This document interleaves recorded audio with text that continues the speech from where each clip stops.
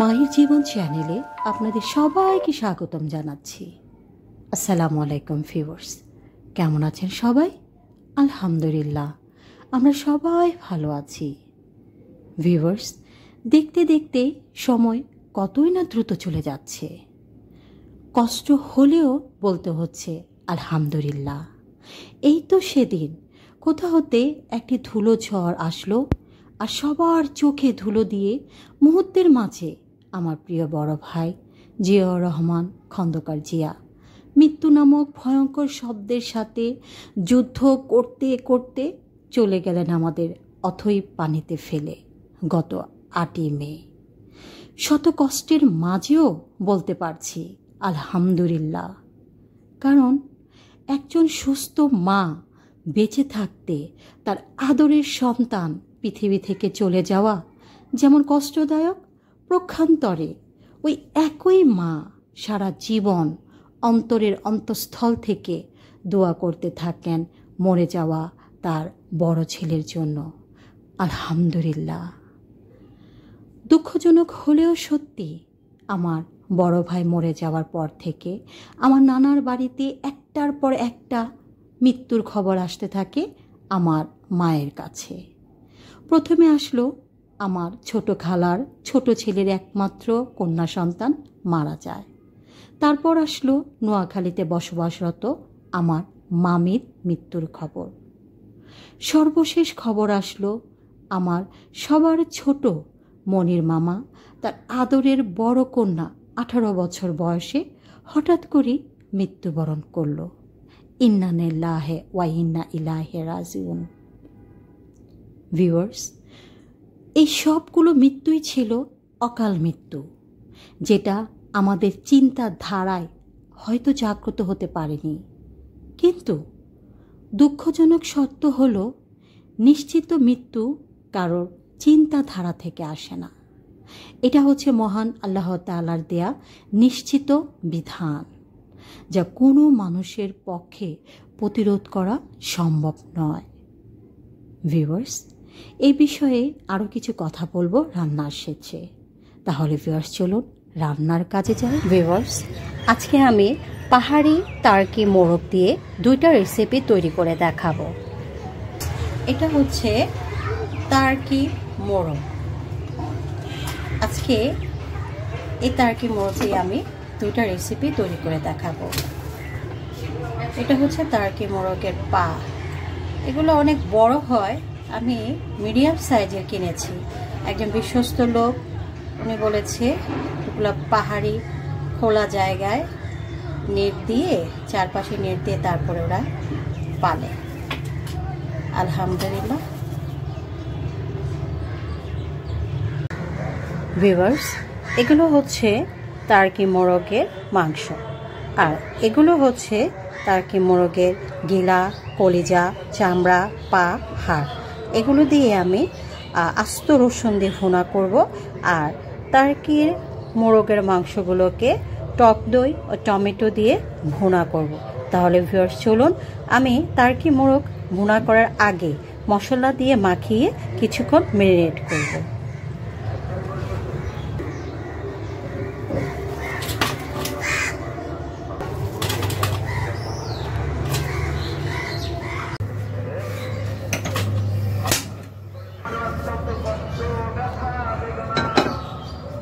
Viewers, আমি এখানে turkey মোরগের মাংস নিয়েছি 2 কেজি।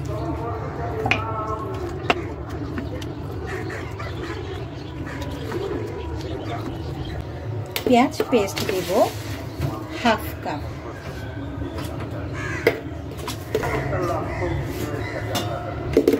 রসুন পেস্ট দেব 2 টেবিল চামচ।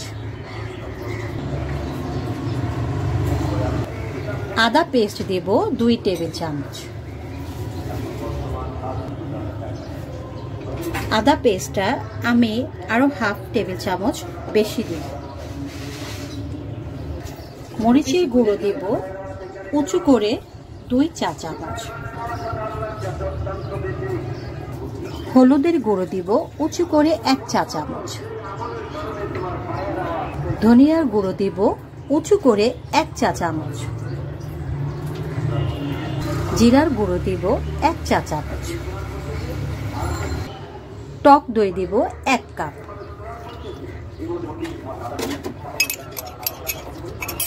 তেল দেব পরিমাণ মতো।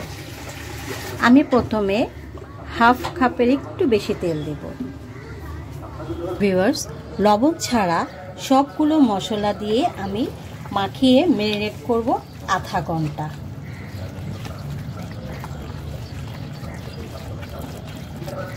ভিউয়ার্স, সব মশলার সাথে মাংস মেশানো শেষ।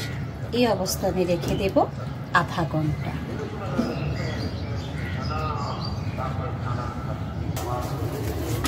ভিউয়ার্স, টার্কি মোরগ ম্যারিনেট হতে হতে আমি টার্কি মোরগের চামড়াটা রান্না বসিয়ে দিই। আমি এখানে পেঁয়াজ পেস্ট দেব উঁচু করে 1.5 টেবিল চামচ,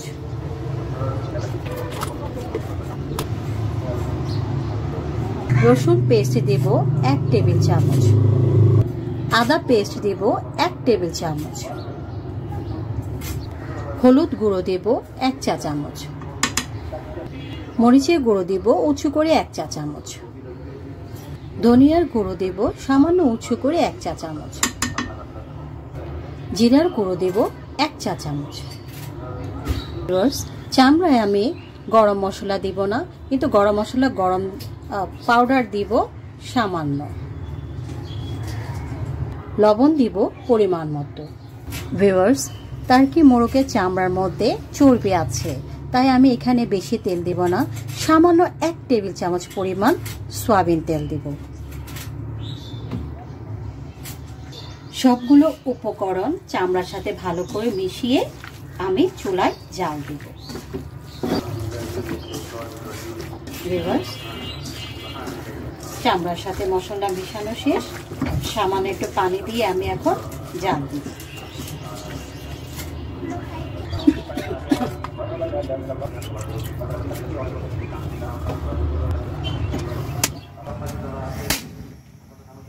ভিউয়ার্স, টার্কি মোরগ ম্যারিনেট হয়ে গেছে। এখন আমি মিডিয়াম আঁচে জাল দিব। মোরগ কষানোর মধ্যে আমি এখন লবণ দিব 1 চা চামচ। ভিউয়ার্স, পাতিলের তুলনায় মোরগের মাংস বেশি, তাই পাতিলটা চেঞ্জ করেছি। এখন দিয়ে দেব আমি গরম মশলা। গরম মশলা আমি দেব তেজপাতা, এলাচ, দারচিনি ও সামান্য একটু জয়ত্রী।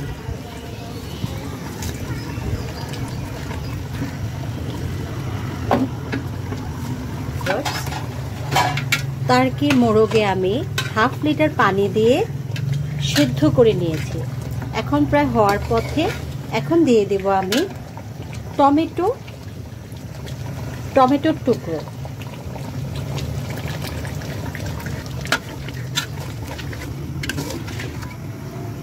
আর পানি দেব না।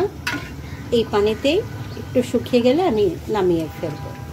মাংস প্রায় সিদ্ধ হয়েই গেছে। ভিউয়ার্স, টার্কি মোরগের মাংস কষা আমার প্রায় হওয়ার পথে। এখন দিয়ে দেব আস্ত কাঁচামরিচ। কত সুন্দর একটা কালার এসেছে টমেটো দেওয়ার জন্য। এই অবস্থায় আমি আরো 5 মিনিট রেখে তারপর নামিয়ে ফেলব। তৈরি হয়ে গেছে পাহাড়ি টার্কি মোরগের বোনা।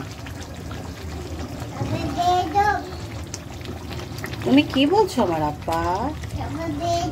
সবাই বেয়াদব? তাহলে আরহাম ভালো? আচ্ছা,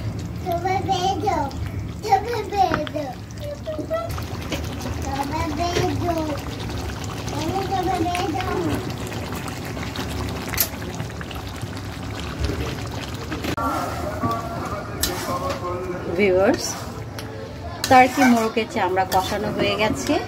এখন আমি দিয়ে দিব পরিমাণ মতো পানি।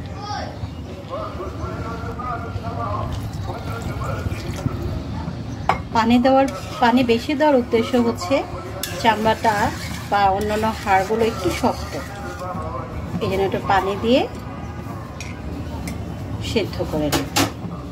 আর একটু পানি দেব।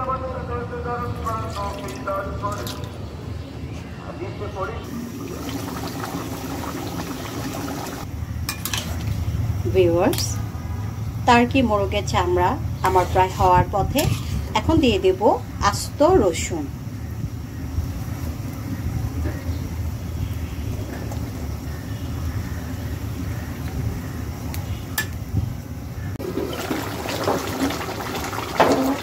ভিউয়ার্স, আস্ত রসুন দিয়ে টার্কি মোরগের চামড়া আমার প্রায় হওয়ার পথে।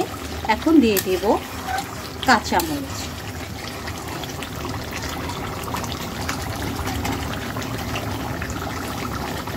আর কিছুক্ষণ জাল দিয়ে নামিয়ে ফেলব। চামড়া থেকে প্রচুর তেল উঠেছে। আমি এই চামড়াতে তেল দিয়েছিলাম 1 টেবিল চামচ, কিন্তু এখানে অনেক তেল। ভিউয়ার্স, তৈরি হয়ে গেছে আস্ত রসুন দিয়ে টার্কি মোরগের চামড়া ভুনা।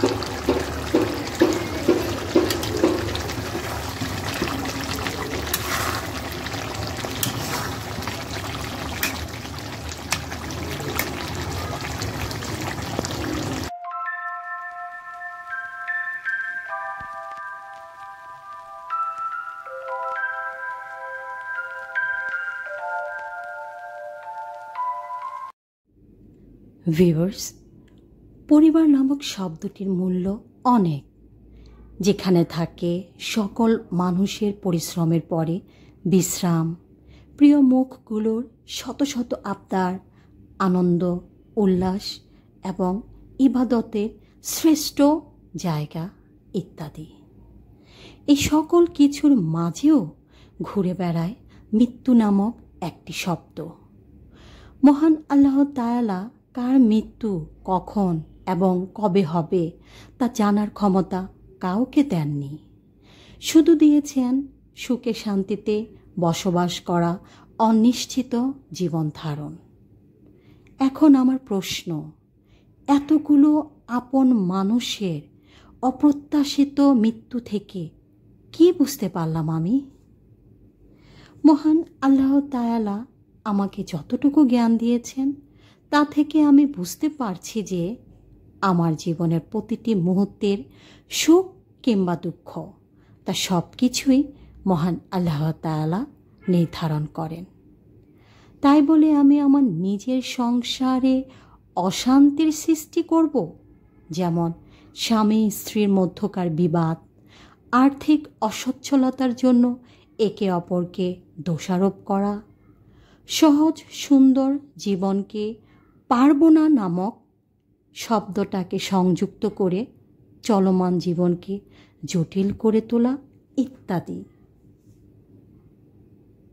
একবারও কি আমি চিন্তা করেছি আমার কথা, আমার ব্যবহার, আমার অহংকার, আমার আত্মসম্মান অপর যে কোনো ব্যক্তিকে কষ্ট দিয়েছে কিনা? আমি কি বলতে পারবো, হে আমার মহান আল্লাহ, এই পৃথিবীতে বসবাসকারী কোনো ব্যক্তিকে আমি আঘাত করে কথা বলিনি কিংবা কেউ কষ্ট পান এমন ব্যবহার আমার দ্বারা হয়নি? পারবো বলতে? না, পারবো না। কারণ আমাদের নাফসে শয়তান থাকে। তাই কখন কি করতে হবে কিংবা বলতে হবে তা আমরা সহজেই অনুধাবন করতে পারি না।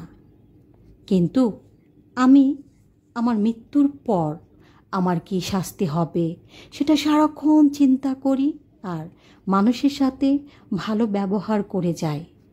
তাহলে হয়তো মহান আল্লাহ তাআলা মৃত্যুর পর ওই মানুষগুলোর ভালো দোয়ায় আমি ইহকাল ও পরকালে দুটোতেই ভালো থাকবো ইনশাল্লাহ।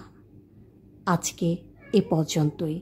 সবার জন্য দোয়া ও শুভকামনা করছি। জাযাকাল্লাহ খায়। আল্লাহ হাফেজ।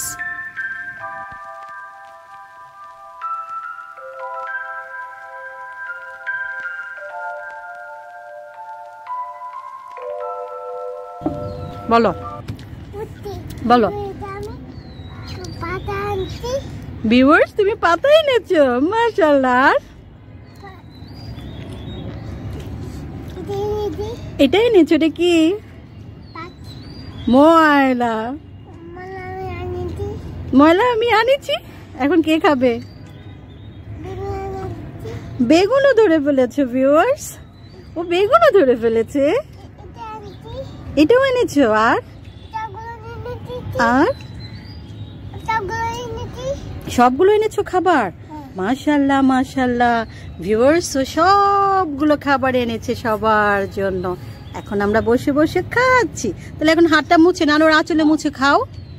হাতটা নানুর আঁচলে মুছে ফেলো।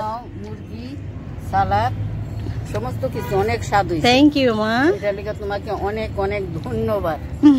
Thank you. তুমি একটু খাও মা, তুমি মাটি ফ্লোরে হাত দিচ্ছ। হাত মুছে নাও, নানুর আঁচলে হাত মুছে ফেলো। এটা হলো মুছা হয়েছে। আবার এটা হলো, থাক আর তোমার খেতে হবে না, প্রচুর ছেলে।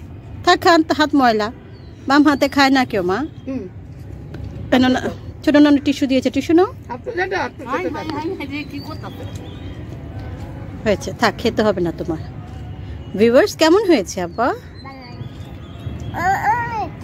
অনেক মজা হয়েছে।